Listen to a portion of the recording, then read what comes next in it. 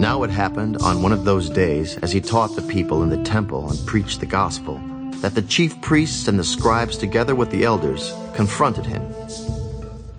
Tell us, by what authority are you doing these things? Or who is he who gave you this authority?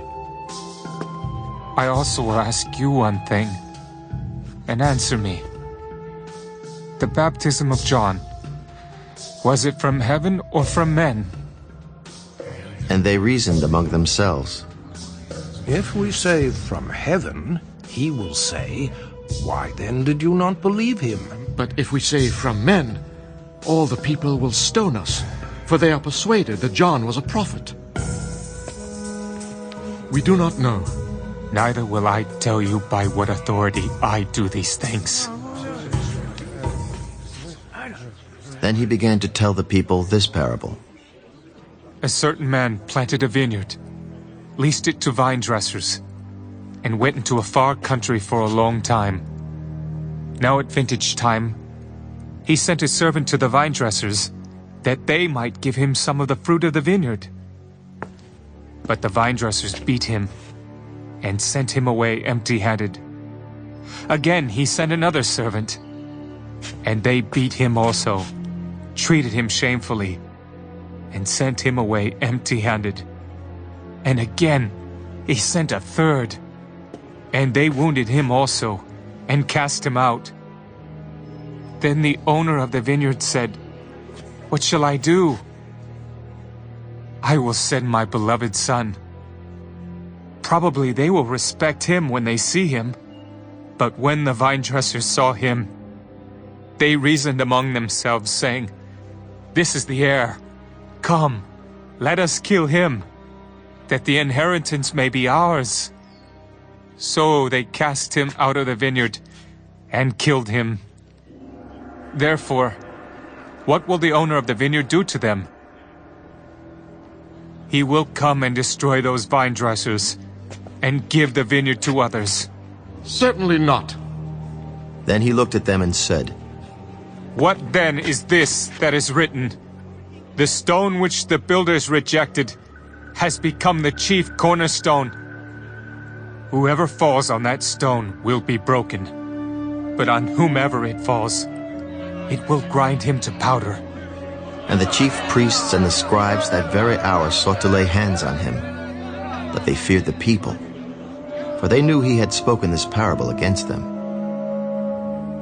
So they watched him and sent spies who pretended to be righteous, that they might seize on his words, in order to deliver him to the power and the authority of the governor.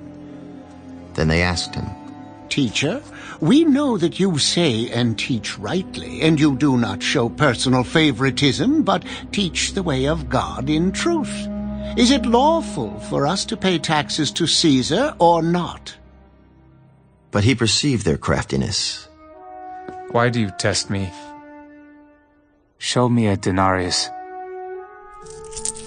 Whose image and inscription does it have? Caesar's. Render therefore to Caesar the things that are Caesar's, and to God the things that are God's.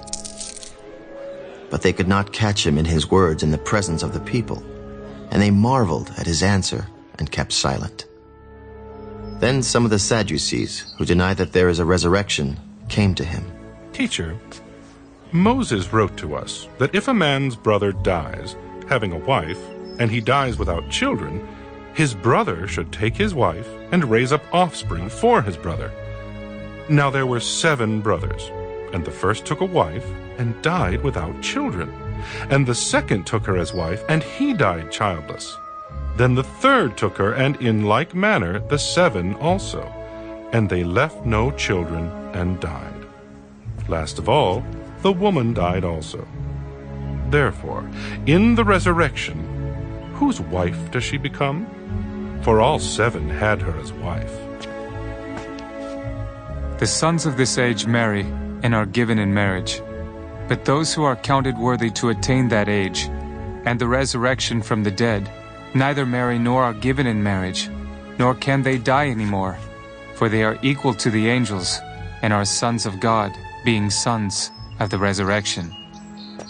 But even Moses showed in the burning bush passage that the dead are raised, when he called the Lord the God of Abraham, the God of Isaac, and the God of Jacob.